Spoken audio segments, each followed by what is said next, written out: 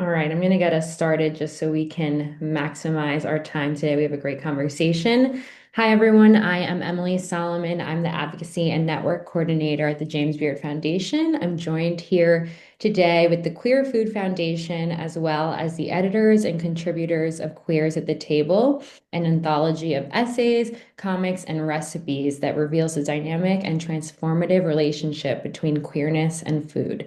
Today's discussion is part of our Queer All Year webinar series. We have a really great conversation in store for you all today. We'll be monitoring the chat, so please feel free to drop in any questions at any time, and then we'll have a short Q&A at the end of the session. I'm going to pass this off to one of our lovely moderators, Alex Ketchum, to get us started. Thank you all for joining us, and thank you, Alex. Hi, thank you so much for that introduction. So Megan and I will just say a little bit about us and a little bit about the book, and then we will go over to introducing our panelists. So I'm Dr. Alex Ketchum. I'm an associate professor at the Institute for Gender, Sexuality, and Feminist Studies at McGill University and the co-editor of Queers at the Table. And I am joining you from Montreal, Montreal, on unceded Kaninga territory. Megan, do you want to introduce yourself? Sure. I'm Megan Elias. I'm the Director of Food Studies Programs at Boston University and Associate Professor of the practice there. I was going to talk, should I talk about the book and how it came to be? Yeah. So the book grew out of the Queer Food Conference that we hosted in Boston 2 years ago, and we are hosting in May in Montreal this year. We're very excited to have a lot of people come and talk about queer food. And Alex said, hey, let's, instead of having a kind of traditional conference proceedings, which would be essays, a bunch of essays published, let's do something more exciting with comics and recipes. And so working with Prism Comics, we were able to really work with a whole bunch of really exciting comics and then essayists, people who had contributed to the conference, and then also chefs and culinary artists who shared their recipes with us, and then some of our artists illustrated those recipes. So we've got a lot of collaboration in this collection, and it has been such a joy to see it come into the world. 38 pieces, and it just, to me, every time I pick it up, I feel like it's like as if it's making noise, right? As if like you can hear the conversations kind of chattering away in the book. Maybe I'm imagining things, but no, I feel it. Like when I hold it, it feels like a hug, which is really nice. And it really follows queer food, everything from seed through the life cycle of plants, farming. It also follows through the lives of humans, everything from joy and loss and connection and family. And we're very fortunate today to have three of the contributors to the volume with us. We're going to give brief versions of their introductions because they are amazingly talented and have so much on their CVs that, yeah, they're just very impressive. So you can look them up in more detail later. But I'm going to begin with Vanessa Parish is a Black Indigenous lesbian chef that's hosted the shows Tasting Our Roots. Vanessa is the co-founder and executive director of the Queer Food Foundation, which we have been so happy to be able to work with. She continues to collaborate with Resi, Food Network, NBC, BET, and so many other platforms. She's founded Mutual Aids, Brown Books for Brown Kids, and Tasty Tutelage, and she's been a contestant on Chopped Sweets. And she is an advocate for mental health, disability rights, justice reform, and championing queer Black girl magic. So thank you for joining us, Vanessa. And we are also joined by Cori DaCosta. Cori is an alum of the Culinary Institute of America with a bachelor's of professional studies in food service management, and got the master's degree in gastronomy from Boston University. Presently, they are teaching and developing courses and content centering liberation, anti-racism, and wellness in the culinary industry. Cori is a founder of Coffee Colored Concepts, a culinary consulting firm focused on mindfulness, intersectionality, and inclusion through creative food-based initiatives. Yay. Thanks, Cori. Kareem Queeman, affectionately known as Mr. Bake, to all, growing up in Harlem, New York City, fell in love with baked goods at a young age. And Mr. Bake has worked in top bakeries throughout NYC and the DMV. He was a 2023 James Byrd Foundation Award semifinalist for Outstanding Pastry Chef and Baker. After losing his mother in 2017, it became Mr. Bake's mission to represent Black and queer bakers on a national scale. And so you may have seen him previously on Netflix, Food Network, the Cooking Channel, PBS, and so many other places. We see him all over Canadian television these days, on the Kelly Clarkson show too. In addition to his success on national television, he's also proud to celebrate over a decade in business with amazing popular desserts and a lifetime of banking. So thank you so much for being here. We're now going to jump into the questions, which our panelists are able to answer in any order. We'll probably like mix it up, as you feel moved. So our first question, and it's one that kind of comes to us quite a bit in the process of making this book, is how do you define queer food? And what made you first interested in the topic of queer food?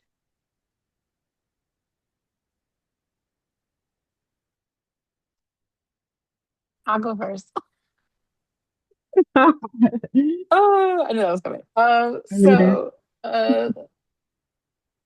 oh, okay. So how I got into queer food as I woke up. So let's start there. And really, a lot of that really comes from we center ourselves as queer people, as people of color, in spaces of community support, liberation, and safety. And that is, I feel like most of us try to champion that in our everyday lives, right? Sharing a meal as a professional, sharing a meal at home, with loved ones. That is our epicenter. And so when I think of queer food, that's what I think of. I think of safe spaces. I think of places where we come together, we share, we break bread, we nourish our life source, which is food. And we center that through making sure that we're each taken care of. And that's something that I feel like all of us individually have been able to really champion and showcase. And that's why I love this book, because it's such a collective of different facets of how we give care as queer people in food. For me, I would say when it comes to what does queer food mean, I often think of what soul food means to the Black community or just the American community. That comfort food that is cooked with soul, things where you were given scraps and you've made something out of nothing, right?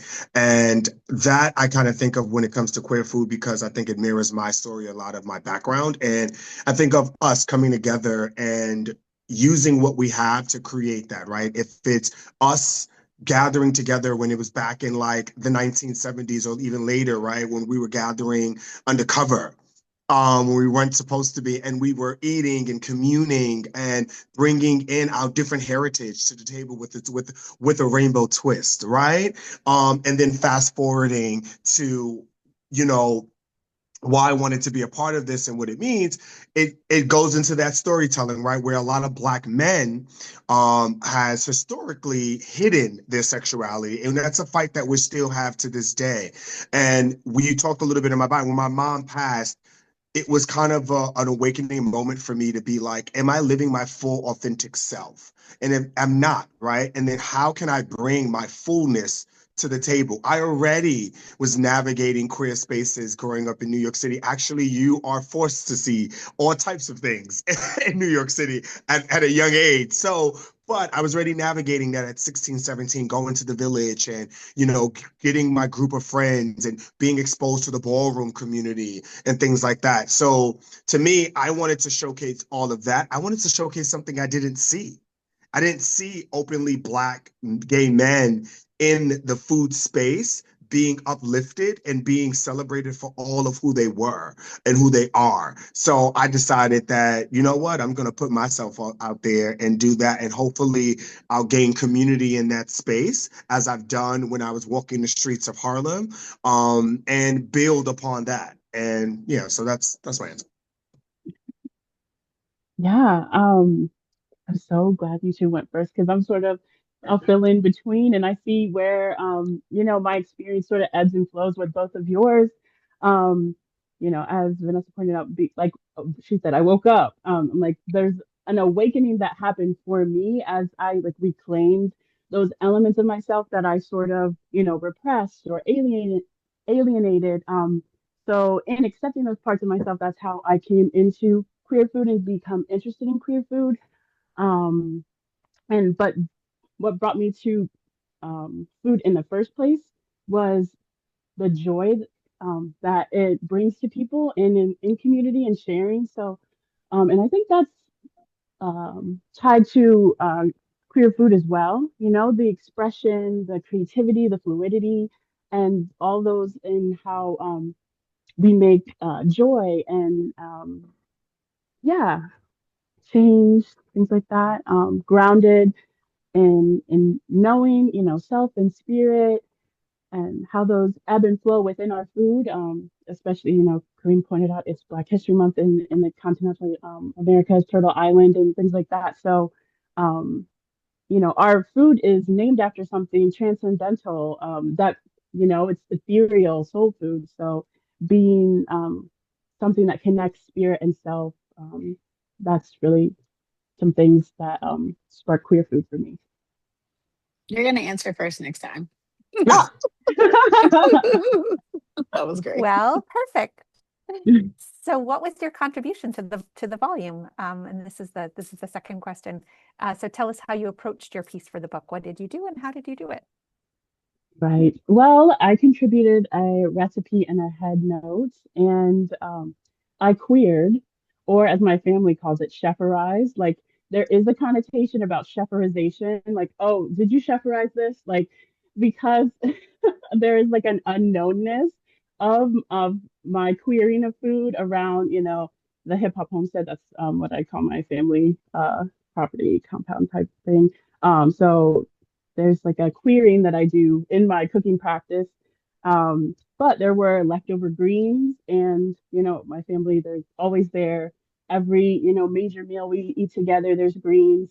For my family in particular, we always had kale growing up, and as opposed to collards. So that's a little something that, you know, I'm like, oh, is there like kale representation? Where's the kale? Where's the kale at? You know, but so my approach to queer food is, you know, through my lived experience and my lens, you know, which is seeing connections and, you know, bringing an element of creativity and, you know, those are my contributions in queen bread, which is pretty, or you know, it's pretty apt because now is like Mardi Gras time. I'm seeing king cakes at the grocery store and things like that. So it's pretty apt. But I was like, okay, if we have a king cake, you know, where are the queens? Like what's for the queens? Or, you know, the holy rollers in between. So that's where queen bread came to be. Or and the alternative spelling, you know, is fun for me because, you know, queer it, you know, chepherize it. It is such a lovely recipe to cook too. It's so friendly and forgiving, and you will laugh. And it just, yeah, it was really, really fun. Thanks, Megan. My contribution was a recipe as well. And how I decided to go on the recipe one is because it became like the second staple of mine. But I also like to pay homage to the shoulders that I stand on. And it's four women. It's my mother, Patricia Queeman, my aunt Janet, my grandmother, Cordelia Wheels, and my aunt Phyllis are the four women who really showed me how food brings people together and also showcases community. My aunt was known for, well, one of her dishes, because she was known for many things, but she was known for her sweet potato pies. And I remember when I finally got my first televised opportunity, they wanted us to tell a family story and involve like that part in it. And I instantly said, how can we recreate Aunt Janet's sweet potato pie? Like that was like the main goal at the time. And then they flipped it and said, it's going to be a cake decorating competition. And I was like, oh, shoot, whoa, right? And I was like, okay, cool, no problem. And then I, you know, then went into the lab and created a sweet potato cake that was derived off of something else that I already was tinkering with anyway. And I was like, this is how I'm going to pay homage to my aunt. And like I said, the shoulders I lean on, and also what it showed me, she showed me community. She showed me acceptance. My family didn't chastised me or pick on me if I was a little feminine or anything like that, which I know I was when I was a little kid. And I love that. And I always want to uplift the family that I was raised in, because they did have us around, queer identifying people that I might have not known what that was until a little later on in my, 12 or 13. My aunt had books that would talk about black gay love, which was on the DL and things like that. I was reading these books in high school because my aunt was a reader, and so was I, and my mom was as well. So that was one of the reasons why. But then also the second reason was because that recipe, when I competed in that competition, was a few months after my mother had passed away. And long story short, I wasn't going to do the competition, wound up doing it. It was with the cake boss, and he just raved about how amazing the sweet potato cake was. He wanted to steal the recipe.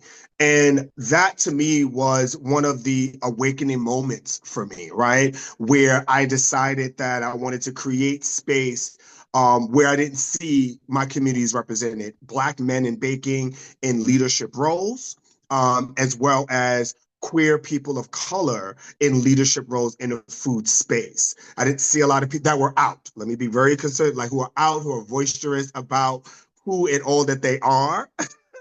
I wanted to do this. So that recipe was kind of the recipe that opened that door, that opportunity to win that competition, get the rave reviews to somebody I idolized, honor my aunt and all that she has brought to me, and then awaken me to say I need to walk into the space and be my full self, or walk into any space being my full self. And then I started that journey. The cake is so good. I've had it. Oh So my good. goodness. Yeah. Yeah. It makes you so It's happy. I mean, divine. even, yeah, Yes. it's I had to beautiful. jump in. Kareem is very talented. Such a good trait. Now I want some. Okay. What did I do? Okay, so I contributed my banana bread. I was thinking about Kareem's cake. Totally forgot about my own recipe. So I contributed oh wow, my banana nut bread, chocolate banana nut bread, which is my favorite. And the reason I contributed that specific recipe is because when I'm Southern, so anytime I get an opportunity to represent the South, uh I am I try to be as intentional as possible of not necessarily um glorifying Black Southern experience, but more so honoring it and taking into consideration what we've come from to bring these recipes forward. So to me, banana bread is a great representation of that because it's a representation of repurposing, resilience, using what you have as a resource, providing comfort, providing joy. Desserts are joyful. They're a space of care. And so I always love finding a way to bring that. And it lasts forever. So not only are you taking bananas and repurposing it, you're also bringing forth a dessert and a treat that even your sassiest grandma is gonna love. Like I've never heard anyone say no to banana bread. You know what I mean? Like it's just one of those things. So it's also just pleasing to bring to everybody to the table. Even if you're a little queer, she'd be all right with your banana bread. So that's what I love about bringing those type of recipes together is that it's open for everybody to love. But also just me as also honoring my indigenous culture as well because bananas have their own historical context in the Americas itself as well. So nuts, chocolates, those also have very serious ties to the Americas as well as far as their cultural impact as ingredients. So even though you think of it as a fun loaf, easy to bake dessert, there's a lot of nuance that comes into it historically in our food systems that I thought would be really fun to bring to our recipe book. Thank you all so much. I love hearing you talk about food. You make me hungry and excited, and I feel the joy and the love and care. So it's like poetry. The next question, even though like you've been touching on it, but maybe you can think like kind of broadly beyond just the recipe for the book. Like how do you approach queer food in your cooking more broadly?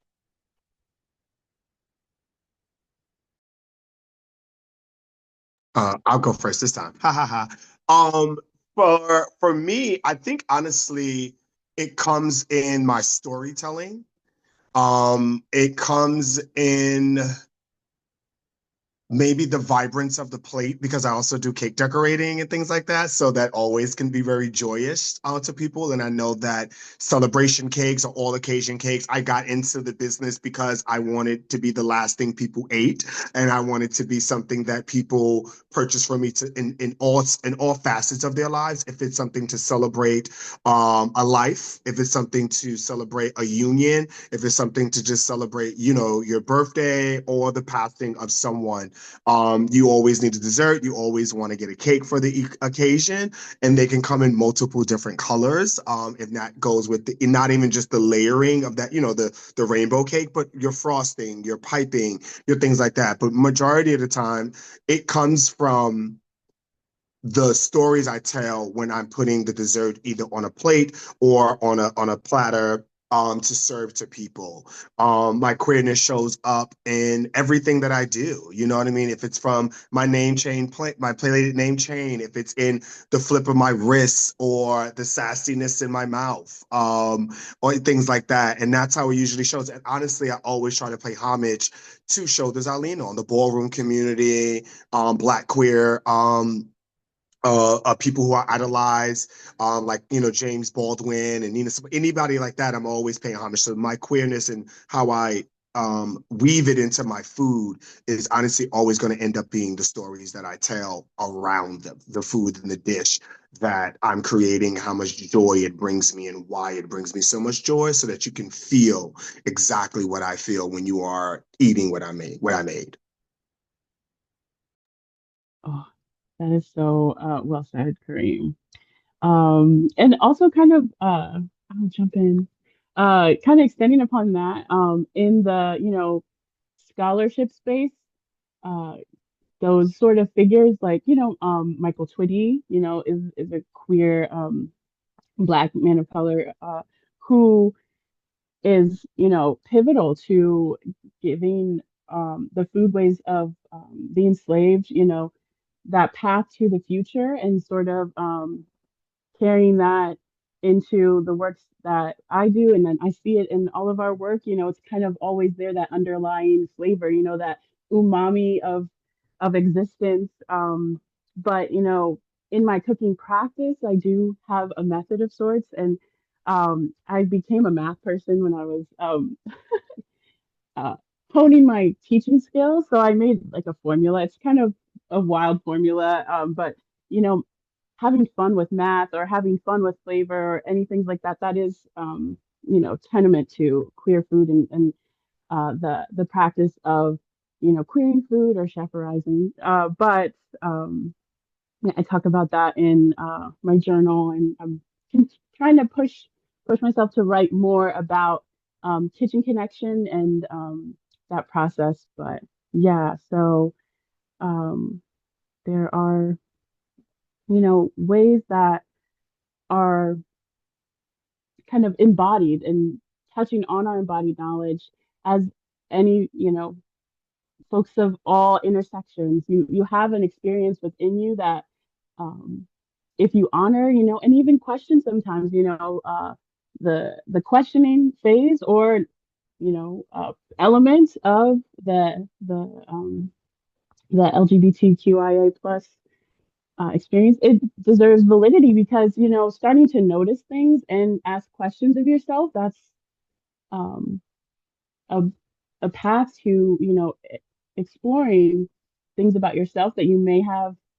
repressed or ignored, and then being able to accept those things without judgment, um, and find out more and get to know yourself more. That only improves your mental health, your mental well-being, as well as your cooking practice and your experience in the kitchen. Amazing. I just want to pull out that you said umaminess of existence or umami of existence, and that beautiful phrase. I told you I need that vocab book. Um, oh wow. Okay. It's hard to come. It's hard to go after y'all. So also, there is there's a sociology concept of deviant behavior. And the definition of it is basically any social construct that goes against what society has placed. Therefore, my existence is deviant behavior. And I believe that essence goes into approaching cooking. When you're in an essence of deviant behavior, it feels almost limitless. It feels free. You are naturally against societal norms, and so that means, all right, let's go with it.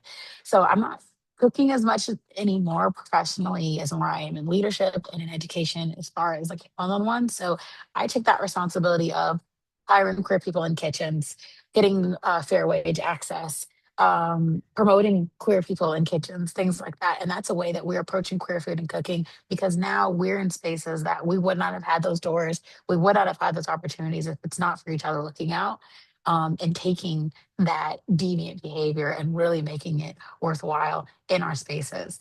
Um, for myself, when I am cooking, I mean, I'm a textbook lesbian. I'm a girl's girl. So I cook for the girls. You know what I mean? So anything that makes them smile, it makes them like, you want me to make you a plate? I'll make you a plate. So, for my own self, like I love definitely approaching that mindset of like when I'm making something for someone, I'm very intentional on how that dish is going to be prepared for the individual receiving it as well. So inspiring. This is so exciting. Let's see. Our next question is, and you're of course already sort of getting into this. How does queer food intersect with other ways we bring our identity, whole selves, and community into the kitchen? I will jump in on this one. I think Vanessa mentioned taking pride in being Southern, which I love and have, come to terms with, uh, along with some parts of my identity that I was really struggling with at certain points of my life. And they are in flux. My relationship to faith and spirituality, and my relationship to, the temporalness of the place where I am or am in between. And getting to know those places more intentionally, knowing the names of the tribes like Piscataway and Monacan that were here before those immigrants, came, the original immigrants that came. But identity politics, works, which is really frustrating, in some facets. But, as Missy said, if we put our thing down, we flip it, reverse it, we queer it, we can use identity politics to really challenge people who are, so staunchly in one camp, but they don't understand or see, the overlaps when, you share a community or a physical location with someone, your resources, you might not be friends, but you are in community with somebody. And I've seen on social media recently this discourse between community and friendship and how these things are a little bit different. And I think that they exist in Venn diagram with each other, in conversation with each other, in conversational text. And I think those notes are important. um, and queerness is a politic. If we had a queer political party, I'm sure we'd have so many resolutions would be passed. And in theory, I'm no political science major, but yeah, if identifying with place, terroir.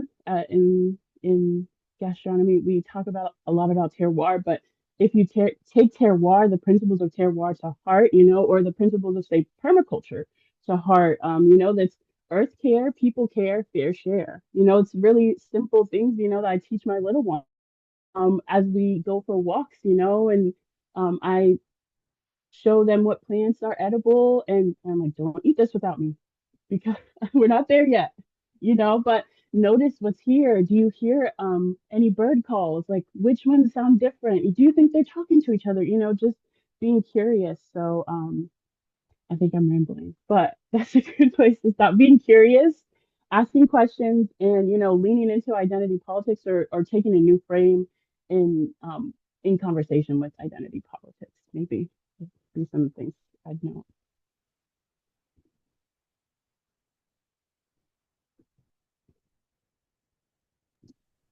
Can we get the question one more time? Yeah, I was just thinking that. So it's a sort of a long one. How does queer food intersect with other ways that we bring our identity, whole selves, and community into the kitchen? Got you. And I'll go ahead and just answer it. So for me, I would say it has to be in the kitchen and outside of the kitchen. One, when it's in the kitchen, is if I get an opportunity in a space that I know that there are not a lot of queer people or openly queer people at, I'm always bringing a queer person with me. That's number one. I'm always opening the door for the next person who is a queer identifying, who looks like me, who could use an opportunity because they're just that talented. So that's number one. So you can always be a sous chef or a fly on the wall because sometimes I come with my work already done. So it's really about giving you access to the space because you normally wouldn't get access. And we talked about that earlier about having access to the space. Another way is if I know, like I actually know when I had my bakery, I was so blessed and I didn't even know what I really was doing. And halfway I do want to get back into like the kitchen, but in a whole different aspect of it or ownership, but a whole different aspect. I know Vanessa, I know we just talked, but in a whole different aspect because I didn't even know how valuable my presence as a leader, as owning a bakery, as a black man, as a black openly gay man, I attracted black men, gay men, openly who were bakers in the area. And that was my core team. It was three of us, like in total, three of us that worked that actually did the baking and the preparing of the food.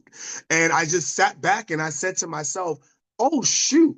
I've, out of all the kitchens I worked in, I've never, and I've worked in some queer kitchens where they had queer chefs and bakers and decorators at, especially in New York City.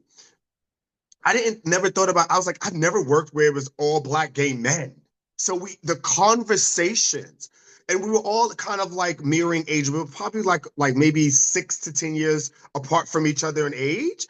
So we all shared the same levels of conversations, the same level of difficulties in the kitchen, in our personal lives, how we showed up, and I was like, wow, I just never had that before.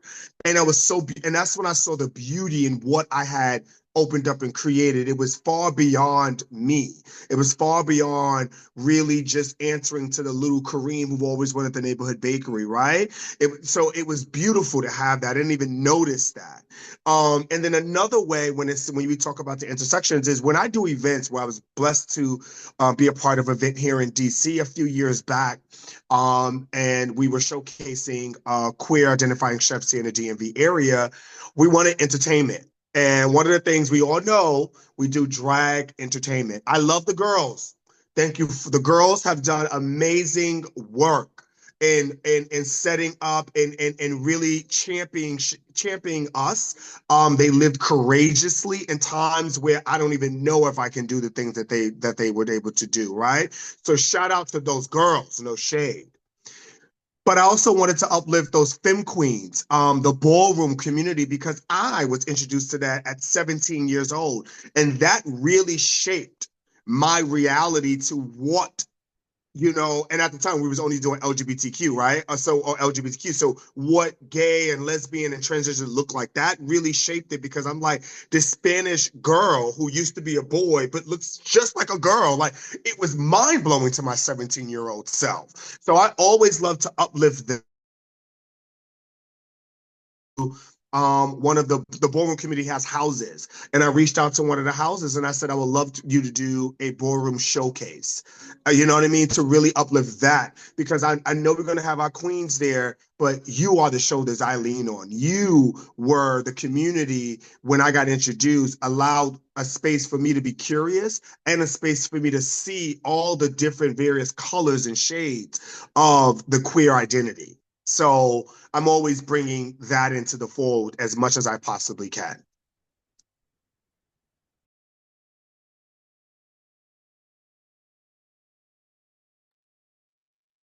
I need a fan. First of all, I I was love over that here like, you yeah. mentioned drag because I have been thinking about a drag persona named CJ Potlicker for the last like couple weeks. So who But please, what Watch do you out say? for What's really Corey next? No, kicking I'm drag. with I you. love it. I know Vanessa got to talk. I just want to also add you, Of course. Corey. I'm in my femme queen era, which I go by butch queen, but I'm in my femme queen era, which is just to live unapologetically, like living in my Marsha P. Johnson era, like living in that space to have the audacity to show up as my full self. You know, Yep. me and Vanessa was talking about that earlier.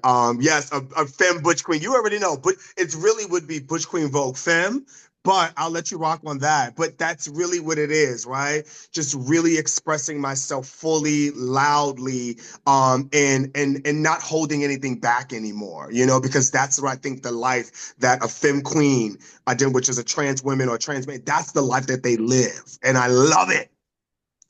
Love Me it. too, for sure. Absolutely.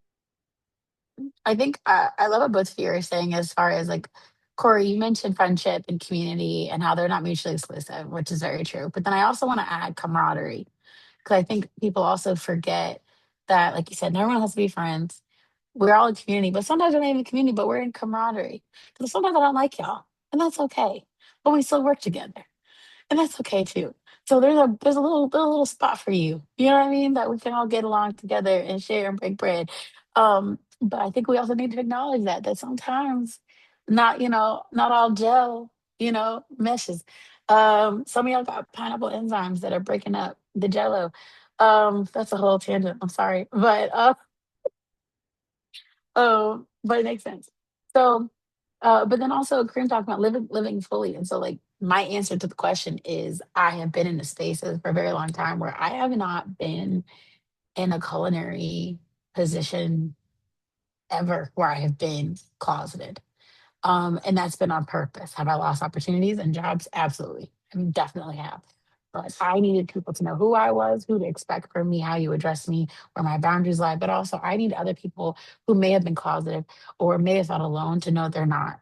There is someone in the building that sees you, that appreciates you, that wants you here. And I think that there's a social responsibility as a leader in kitchens to offer that. It's one thing for us as Black people for it's much more quote unquote obvious. People can see I'm of color and they can see that there's representation there. But there is nuance within our community that we have to share to offer people that safety. I have in many kitchens, I've got teenagers, I've got older people, and even having those conversations, older people, they ask questions. I want to be a person you can ask a question to. I want to be a person that, especially like God bless her, there was a lady in the kitchen, 75, one of the best pastry chefs. She was just scooping cookies all day. Queer woman. Nobody knew. I knew because I said one day, I said, my girlfriend, and she was like, oh, so then she starts talking. And then I start, you know what I mean? And that's what we need. There's that camaraderie that happens when you're in spaces, that when you are authentically yourself at all times, that you don't leave room for people to doubt you. You don't leave room for people to assume where your life stance is. You know exactly who I am, what I do, and what I am about as soon as I walk in the door. And that's because I am standing in that truth. And I encourage folks, others, when they're ready, of course, to do the same. Amazing. I love how so many of your answers are about like creating space, uplift, building community, building camaraderie. Really nice. And that kind of gives us a transition to the next question, which is about thinking about your work in relationship to other pieces in the book. So, not to put you on the spot, but you did have the question in advance, so maybe you thought about it. But what is another essay, comic, or recipe apart from your own in the book that spoke to you? And I mean, of course, you can all say that you liked each other's, but feel free to like talk about other people's stuff. Like we all know that yours are great. That goes without saying, Alex, of course. Those are but I think it's pretty apt in my experience and diving back into the book, to the text, getting ready and excited for chatting with you all today. I was just like, oh wow, there's so much like brilliant, bold, and beautiful stories within the text. But it's pretty aligned that Leah illustrated my individual recipe because I really connected with her comic. And Tea for Two is about grief, you know, and I think right now where we are, um, even I would say as a nation, but I would say as kind of this global energy of change making that there is a lot to grieve, you know. I have little ones, so I often feel like I'm grieving the world that I wish I just could magically make for them. Um, but um, you know, tying food to grief is something that I also have been writing about. I wrote an essay about grief and gooey butter cake because, and maybe that's why Kareem and I we keep bumping into each other. And there's an energy. I had an uncle Derek, and he passed away a few years ago. And he was my mom's like really close friend, chosen, you know, uncle.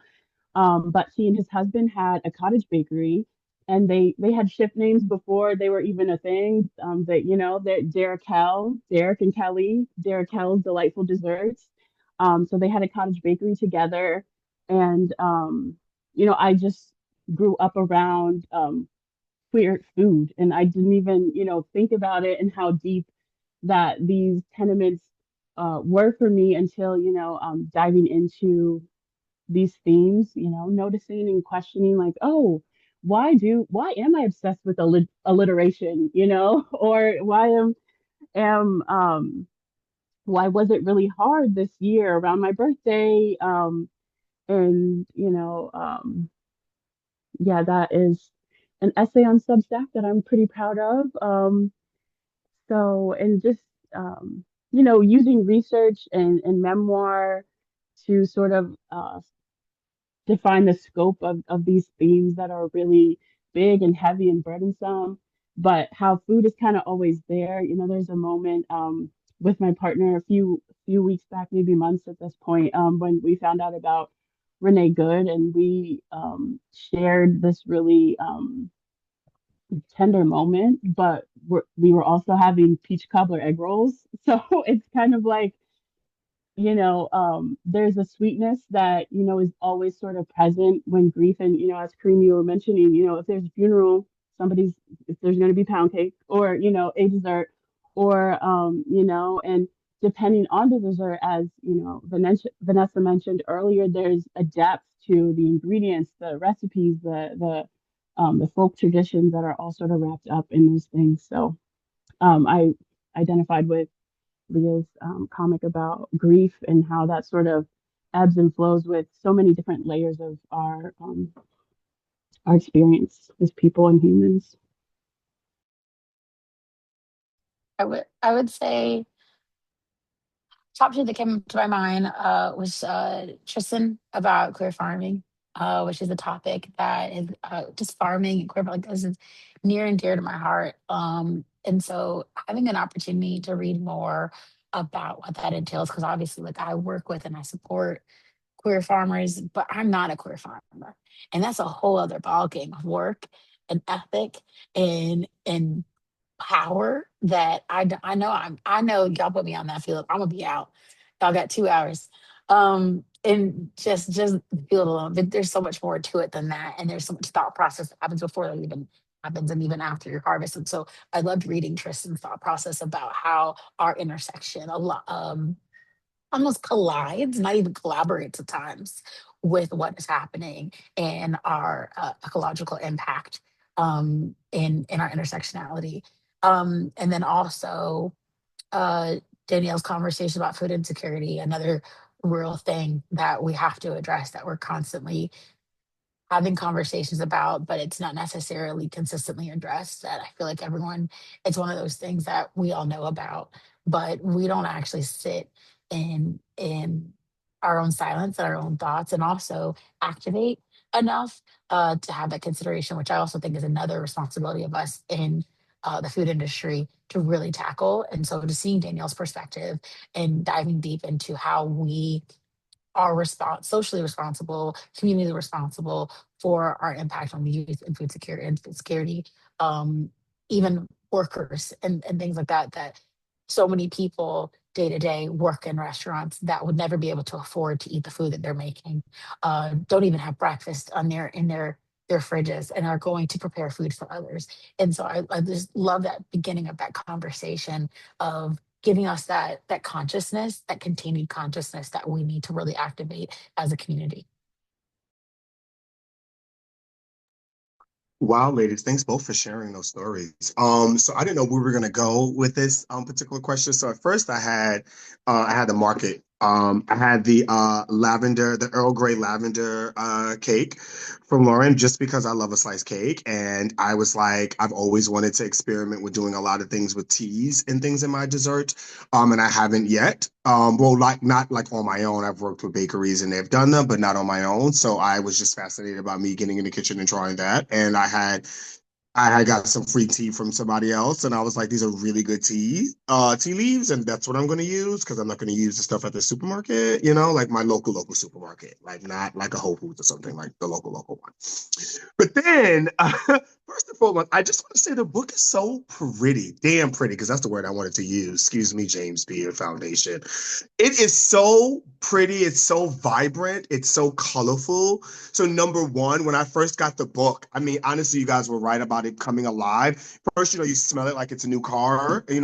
And but then I got the book here too, guys. But also, just I loved imagery. I love things that just pictures. I'm still like a kid at heart that just loves the imagery parts of things. So I loved how the graphics looked. Each of them had their own personality. You can tell each of the artists their different spin on how they wanted to display the artwork. Really is moving to me. So if anybody on this call hasn't gotten a book, please, if you are into cartoon or storytelling, please, and you don't even want to cook, which I think you should do one or two books. I mean, one or two recipes, just saying. But really just get into the storytelling, really get into the artwork. Like it's fantastic. It is really fantastic. So kudos to the two of you for really bringing in an amazing team to put this together. And then one story I just got to touch on it a little bit is from Dave Davenport, which is the peanut butter cocktail. And it talks basically about, the HIV/AIDS epidemic. And I think the reason why I wanted to tap on that is because I actually don't talk about this topic very much often. And one, it was such a scary thing, right? Growing up and knowing I was different. And we're talking late 90s, early 2000s. And all of the prevention and treatment that we have today wasn't even in sight, wasn't even thought of, right? So it was a fear. And it was a fear my mother had, right? It was a fear that she might have not fully said out loud as parenting her child. But it was a fear that one, she didn't want her child to be made fun of, to be taken advantage of, and as well as to contract this to everyone at that time, this deadly disease, right? This virus. So, and then also just growing up, we typically tend to laugh through our pain. So all of the jokes that were made, and the shade that was thrown when I was younger around this, but the seriousness about it, and how it started my love and level of community building and advocacy, right? Was to sign up and do HIV or handing out condoms and, talking to clinics or being a part of like focus groups that are queer identifying or just all Black gay men, to be talking about dating, safe sex practices, and things of that nature. And then also having a lot of friends who are HIV positive now, who are thriving, and young folks who I have the honor to mentor and speak to them and try to navigate them away from, contracting HIV and how to have safer sex practices and introducing them to community resources here in the DMV area, which I also work so closely with, who have employed me, who I have given volunteer time to. So that was just a story that, like I said, I never really talk about that era of how my mental was and how I was scared, and one of my goals, or just not even only just being a Black man, being a Black person in America, I wanted to see 30. What was it like to be 25 or 30, right? And not be HIV positive. Like that was literally a thing. Like, and I know I'm joking because we laughed through our pain, but ducking and dodging it, right? And expressing how much, you need to have a condom on, we need to have condoms on, and when we're having sex. Or now the conversation is, are you on PrEP and things of that nature? Or are you taking your antivirals and stuff like that? So that's just a story that really stuck to me because I was like, I don't really talk about this part of my life or the mental part of how I navigated that in my life. We just kind of moved through it like you made it kind of situation, So yeah. Thank you. Thank you all so much for that. For people in the audience, please write questions into the chat so we can start incorporating audience questions. There's none right now, so maybe Megan can ask the next question, but hopefully we get some audience questions coming in soon. So you can, there's one in the Sure. Q&A There's box. one. Do you want to start with that then? Because I think we've sure. we've covered this last Yeah. question. Do you want to read it or do you want me to read it? Sure, I will read it. Let's see, where is this question? I don't see it. Okay, I'll read it. I have it up. Okay. Oh, in the Q&A. Okay, got it. So Cameron wrote, how are you guys considering your price tag on queer food? To me, queer food is about community, breaking bread, and access. I'm running a fresh dinner party series in New York City at no cost to attendees, and it's ready to scale, but I fear that I'll lose some of my initial guests and community as soon as I add a price tag to the experience. So kind of a question about navigating like how we make things accessible, price, and so forth. Oh, Kareem, I think you're muted. Kareem is tapping me in because Kareem has said Vanessa's answering. Okay. Vanessa, gotcha. Sorry, Vanessa everyone's in a different box right now. No. Great. But welcome to my life, Cameron. So let's start there. Okay, so as a community organizer, Queer Food Foundation, our mission is free access as much as possible at all times. Is that hard to do? Yes. Because things cost money. We want people to get paid. We want food and access and availability. So something that we've done is that if we have an event that a cost barrier is just unavoidable, we reserve 10% of the tickets to those that will have a cost barrier, any sort of security access issue. So if we have 100 attendees, then 10 attendees will be in for free through a scholarship, whether it be an application. Sometimes we'll even post on Instagram, who wants the first 10, you come and get it. That way we're reducing our class as a barrier as much as possible. Sometimes we'll even invite others. If they're buying tickets, we'll put a prompt, would you like to sponsor a ticket? So others in the community that can afford it, they can put money towards that ticket. Raffling. So there's ways to go around it without making your community feel excluded. It's just when you're hosting events, it's just the costs are involved. Getting sponsorship is always helpful, but sponsorships doesn't always afford everything. So this is something that's been really effective for us to keep our class consciousness available without making our supporters and loved ones feel excluded.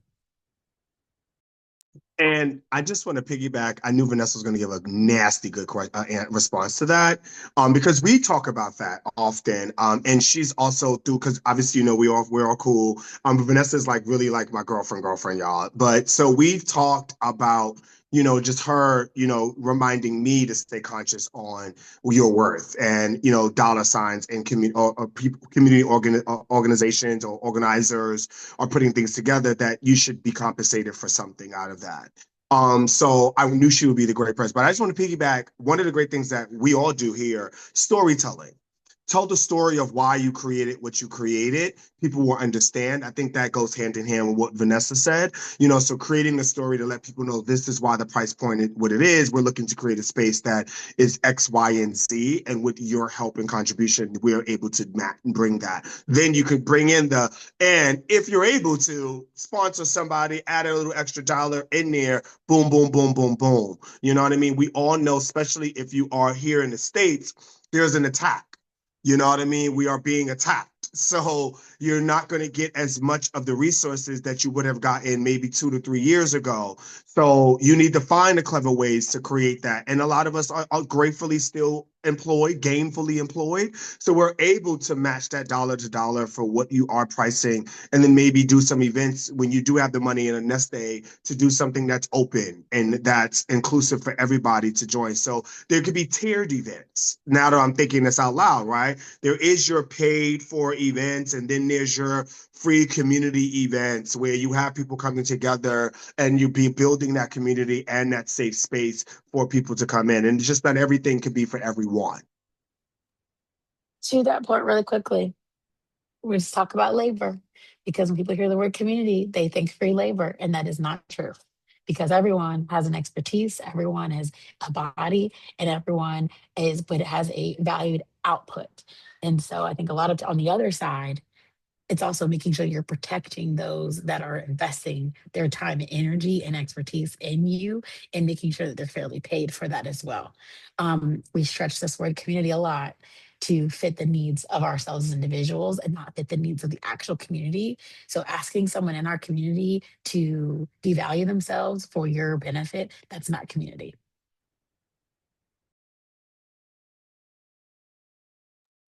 I Oh, love I got a that. nasty story, but that is a good one, Vanessa. Anyway, go ahead. Oh, Cori, did you want to speak to this question as well, or? Oh, yeah, I was just going to, I'm when it comes to finances, I am the cheerleader because I I am, a little bit removed from like the P&Ls of it all. But I was gonna ask Cameron about their events, and thank you so much for all that you're doing. It sounds like an amazing event and or a series of events or um but yeah, your concern is really valid, and I hope you got some wise wisdoms from my my peers and colleagues. Cameron, maybe if you want to post like a link in the chat or something so people can check out where what you're doing, 'cause that sounds Absolutely. great. And for the audience, if you have other questions, please paste them in. Maybe in the meantime, we'll ask another one from the list, I guess, Megan. Sure. So this was our last question, is what do you want people to know about queer food? Why is it important to talk about it? That's another panel, Megan. Oh, Yes. no, that's Another thing. Curry, go ahead. I think what I would want people to know is that this whole time queer food has been queer this whole time. Anytime you're engaging with food, it's been queer. Um, so sorry or sorry, not sorry. As people like to, there's that one Ariana Grande song or something like that. But yeah, and the availability for people to accept things kind of that are without or not without, but outwardly of themselves is kind of the let me rewind. The capacity people have to for empathy or understanding is a direct correlation in my experience with how deep they are able to go within themselves. So if you're dealing with someone who has maybe or hasn't had the privilege to you know themselves in a way that you know them, that is not a reflection of you or your story or your food. It's a reflection of them. Like, oh, I don't get it, or I don't understand why Bad Bunny had sugar cane, or you know what? That has nothing to do with um that's more about them than it is about you or your experience or your story or your text or your restaurant, your concept. And Chaos Kitchen, I love that. That's a great name, Cameron. But yeah, that I want people to know that food has been queer this whole time, will continue to be queer. And the queerer we make food and the systems that guide it, I think the better off we'll all be. So that's my 2 cents. I'll just add on and say, like many of the other industries throughout the world, the queers have always been there, girl. Okay, you rest on the shoulders. They've been the quiet ones in the back, preparing for the luxury dinners. I.e., we're talking on the James Beard Foundation platform. James Beard himself, you know what I mean. And we have like a lot of older people we rest our shoulders on who dipped their foot in queer experiences, I've had friends who were queer and held dinner parties and cooked the food for the presidents and royalty, who's, you know what I mean, set tables and who's entertained. So we've always been spicing and rainbowing things up from the dawn of age. I don't want people to let you think that it's narrow minded to what we are now putting words to it today of queer food. It has always existed. Queer people have always existed at the helm of all things that we have in the world right now. And just reminding any and everybody that you will just be a part of creating history. So go ahead and get your piece of fabric and wove it right into this beautiful quilt of how queerness is showing up throughout everything, but especially in the foods, the kitchen, and the hospitality that we bring. We're already there, honey. Yes. Oh my gosh. That Kareem's wonderful response reminded me of a book that I just finished, and it's called The Conjuring of America by Lindsay Stewart. It is so beautiful, and it talks about, black girl magic, and it posits Aunt Jemima as a revolutionary figure, which was really uh, resonated so deeply with me because, as someone who has been doing this, since I was in the kitchen with my great grandmother, I'm like, oh, certain people, when they see me, they're like, that's where she belongs. She's a fat, light skinned femme.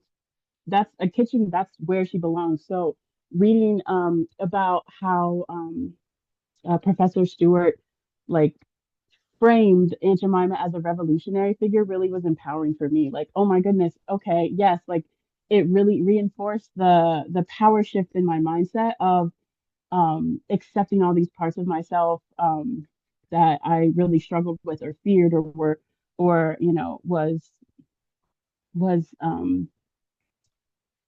counterintuitive to the societal pressures and societal norms.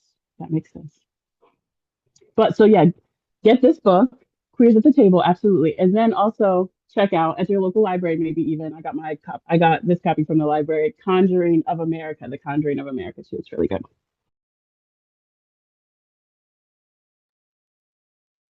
Oh We boy. have another question from the audience too. Oh, but Vanessa didn't get to respond yet. Okay. Oh, and then maybe we can combine the Marisa and Adam one. Anyway, sorry, go for it, Vanessa. We have two more You're audience fine. questions, so You're thank I you. see it. Yeah. Um, okay, I'll be quick. Um, Speaking about queer food folks, queer food workers is important because we are still a marginalized population that is undervalued and underappreciated. Um, to go off of Corey just talking about Bad Bunny's performance, the last thing he said is, "I think I was a key. We're still here." And that was a powerful statement because it's a reminder that our existence, to Kareem's point, has always been here. We need to continuously present ourselves in spaces to transform the status quo. That just because you didn't know doesn't mean we haven't existed, doesn't mean we don't deserve to be protected. I get a lot of questions all the time. Why does it matter that we have statistics about queer food people in workspaces? And it matters because we're still underpaid. It matters because we're still underrepresented. It won't matter. Well, it's still not to me, it'll always matter. But the the the the screaming and the shouting of our existence is still happening. Therefore, we still have to keep talking about it when we not only need our seats at the tables, but we're creating our own tables, we're inviting our own chairs, we're bringing our own things in. When those things are populated in a cycle of continuity outside of what our society has brought forth, then we can move forward. But until then, we're gonna still have to have these conversations. I'm sure that even with this book, where people are like, queers at the table. Like, why do we need to be at the table? Because we're not at the table yet. That's why we need to be at the table, because we're still creating our own tables. That's why this is even a thing. If it, that's the whole reason why we're even sitting in this panel, is because these conversations have yet to be put as a pivotal point of necessity for people to have in their everyday conversation, their everyday education. So we are here, you're welcome, but now do the work. That's the next part, right? Amazing. There's two questions that kind of talk about, like, in some ways, care and sustainability and experience. So maybe just for time, we can read them both together, and then you can like speak to them as you wish. So Adam asks about any advice for queers in rural or predominantly red states, and Marisa asks, what are some of your tips for sustaining this work and not burning out? Because it is community rooted and driven by love, it takes a lot of labor and doesn't always lend to a healthy work-life balance.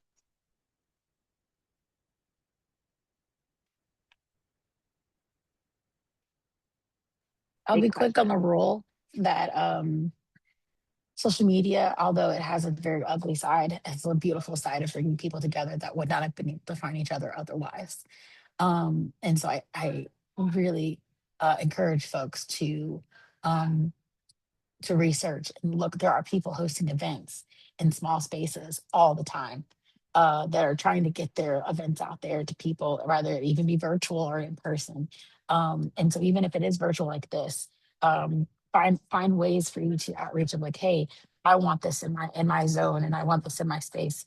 There is many directories online, including Queer Food Foundations. Everywhere is queer. There's a lot of directories that are out to help people find spaces that are queer owned and operated and running. So that way, people in these predominantly red states and rural areas can have some place of solace. You're not alone. And there are people that are looking for you. So please find them and connect them. And also, Queer for Federation, shameless plug, we repost things all the time from everywhere. So if we see an event, and please follow us, and we try to repost because of that right there as well. And I just want to add on to Vanessa, to the rural era. Maybe you might be the one that needs to start the thing that you are looking for. Sometimes you have to become the thing that you're looking for. So you might be, if it's something that's burning inside of you and you got 4 friends, that's it. That's how you start something right there. And hopefully those 4 friends would then bring 4 other friends into the space. Or, each one bring another friend. And now you start to build on top of that. And then maybe you'll travel, somewhere about an hour out or 2 hour out to the local city or something, or near a city. So you can, then do group trips with each other to experience these things. So you might be the one that needs to start it. And I know you're like, I don't want to do that, but sometimes that just happens, how life happens to you. You are called to things, and then you'll see who you become while you are creating the thing that you are looking for. And I think that's how you should look at it: is who I'm going to become while I'm creating the thing that I'm looking for, because oftentimes that becomes the beauty in the journey.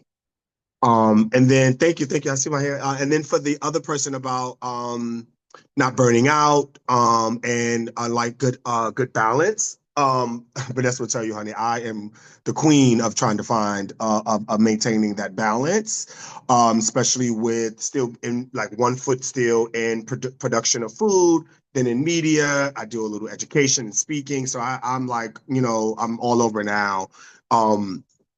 Remember the vessel. The vessel is you, and how important you are. The ship is leading you through the ocean. You may have people coming along to help row you and get you to where you want. The sail to catch that wind, close it up for a storm that's coming. But you are the captain of your ship. You need to remember that you need to pour from a full cup. That may look different to each and every one of us on this panel. I can ask each and everybody, how do they serve themselves? You understand what I'm saying? We in the community, as food people, we tend to serve other people, and we forget to serve ourselves. You need, like when you're on the plane, it says put on your oxygen mask first, and then help the person to the left and the right of you. So please remember that. And then they look different. That could be you taking a moment, and it's not small. Don't look at it as big, right? Look at it as crumbs. Start small, and that could be a 5-minute meditation when you fit it in. That could be a 15-minute walk by yourself, listening to music or just listening to the birds or nature do its thing. That could be going to the gym. And that means you just go to the gym and do one workout. You go to the gym and you're there for 5 to 10 minutes, but you made it. And you constantly continue to keep programming your brain and your lifestyle to now create the space. And then you start saying, oh, shoot, I'm doing it. Okay, I did it. And then what you do is you create more space because now you see who you've become. The whole thing is, and I said it to the last person, it's really about who you become in the journey of it all, right? And we need you to be strong. We need that vessel to be strong so that you continue to do that community work. You continue to cook and create those beautiful dishes or create a space that brings people together. But you need to start by making sure that your cup is full. And like I said, just one foot in front of the other. So try to take that big picture and break it down to like a jigsaw puzzle in one piece and try to piece them together. I hope that was some advice. And if you want, you could DM me. My goodness, Kareem, that sermon is beautiful. Also, I peeped that baking pun. Okay, the crumbs. You find your crumbs and follow them. I love that. I always intend the puns. So, but something I've been working through and writing through with Kitchen Connection and the queer version that I wrote for the workshop at the Queer Food Conference was some outline steps with the journal. So I created, as Mother Morrison says, if you want to read a book, sometimes you have to write it. So I wrote this and I have, some core beliefs. And the first one is to mise your mind. So, mise en place, how you would arrange your station, think about yourself, like Kareem was mentioning, think about your vessel, your mental health, your faculties as your station, and how diligently you take your prep. If that is, if you're Michelin minded, take that same energy and mise en place your mental health, but also at the same time, mind your mise. Because when you're focused on your mise en place, noticing things like, oh, okay, my heart was racing when that happened. I wonder why, or, things like that. Know what's yours to focus on and what's not yours. If someone, I saw on social media recently, there's a group of traveling monks. I don't know if any of you have heard about these monks in social media and such. So they're walking across the Americas for peace. And one of them gave a speech and is saying, whenever someone has some aggression towards you, steps on your shoe or bumps you or bangs on the counter while you're trying to serve them. And, it's not about you, it's about them and their experience. So, sort of, if you mise your mind and mind your needs, like that's not mine, that's theirs, do your best to wish them the day that they should have. And, kind of sort of compartmentalize with like your prep, what's for you and what's for other folks. But also keep in mind, as you focus on yourself and your mise en place, your station gets bigger. Like as you advance in the kitchen, or you grow in your career, your station gets bigger. It's not a station anymore. It might be the section or the restaurant. You're, instead of managing just your finances, you're managing the finances of a household instead. So it does get bigger as so those are some things in, the queer kitchen connection or the kitchen connection that I think through sometimes. Um, so, okay. So one of my favorite phrases, and both of them, Cream and Corey, both heard me say this. If you do not stop yourself, your body will stop you. And it will be when you least expect it. It will be at the most inconvenient time. And you will have to reset and start over and figure it out. So I always encourage folks to calibrate before your body calibrates because we are built to survive. And our body will always choose our internal survival first. So um, a lot of labor does not lead into a healthy work life balance whatsoever. whatever, and both are going to see me completely unhealthy. So in many ways, but also you have to set that boundary for yourself of what really matters. Your health, your brain, your people. Like you really have to not even compartmentalize, but just associate your health and wellness with the things that you're involving in your day to day. And community work is hard. Community work is a selfless job that oftentimes you don't get recognition for. But it's filling. Um, por ejemplo, when I was, I don't know where I was. I think I've had some of the best days and worst days in the last couple of years. And I got home to my new apartment with a ton of boxes. And there was a box addressed to me from the press. And in that box was this book. And it was the best moment of opening this book because it couldn't have happened on a better day of receiving this book in the mail. And I was like, this is why I do this. Okay, this here, sometimes you just need that symbol in your hand. And that book that day, it was the symbol in my hand. And I opened the pages, I went through, I saw my friends, I saw the things, I was so excited, I saw the comics, and then I saw my photo. And I don't know if y'all noticed, but I noticed that the artist put, I have a signature nail color that I do not change. I've had the same nail color for over 12 years.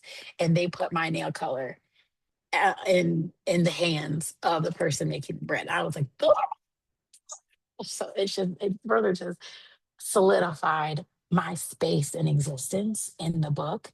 And I cannot tell y'all how filling that is when you see that type of little detail of, okay, I'm doing the things I'm supposed to do for a reason.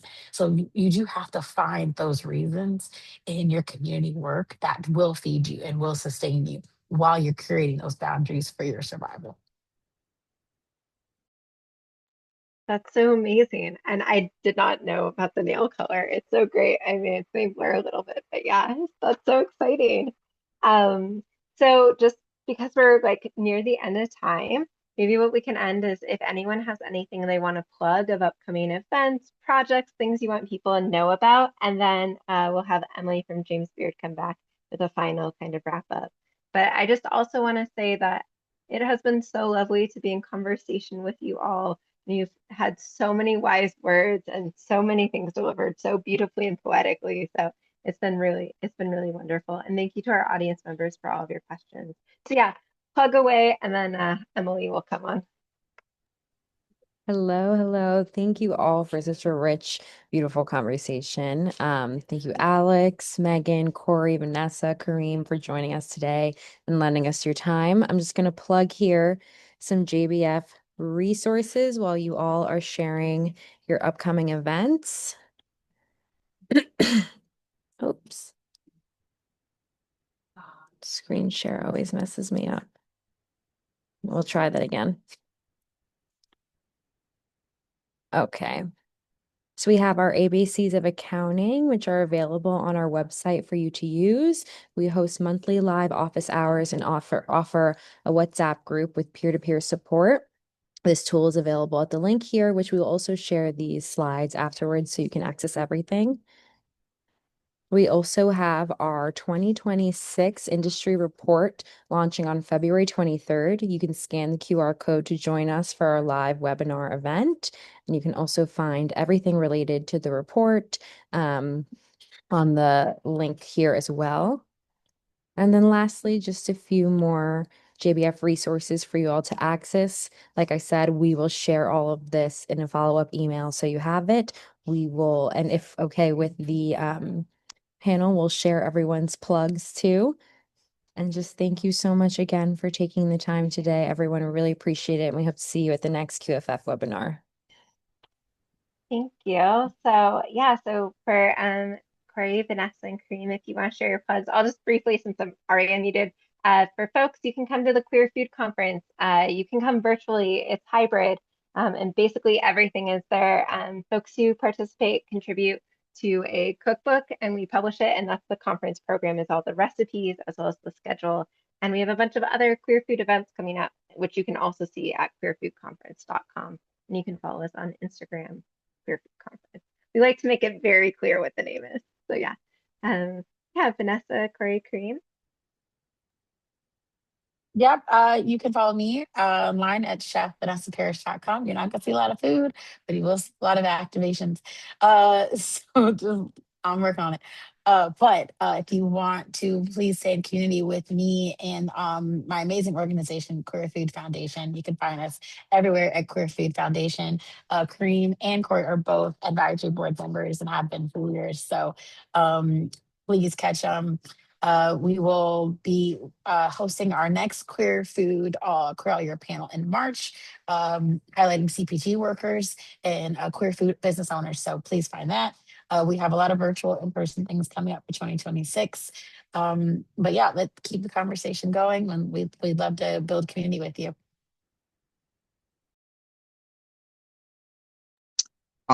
And for me, I went and put my Instagram in the chat, but it's MrBakeSweets.com. I mean, Mr. Bake Sweets. I don't know why I put .com. Sorry. Mr. Bake Sweets. And then my website is KareemQueeman.com. Just follow me there, sign up to the newsletter. I do things that I might be popping up to your city. There might be things that are like this, webinars, some lives. So I just do a lot of more TV that you can link in and watch and shows and stuff like that. So I just say follow me. Things are always into works. And I appreciate the time, everybody. We had a beautiful conversation. Yes, this was amazing. I really appreciate all of you. Thank you so much for organizing, editing, creating the space with the conference and the tags. Megan, Alex, um, Kareem, Vanessa. It's a pleasure as always to be in community with you too. But Instagram, co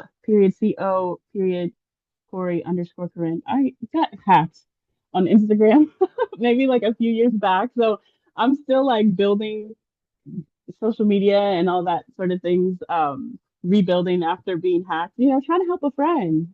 I'm like, of course, my kindness. That's what they say when people are like, kindness is weakness. If you are kind to a person playing your friend on Instagram, you might get hacked. But anyway, you can also follow my writing journey on Substack, Tasty Treatises on Substack. So that's where I'm most active at the moment.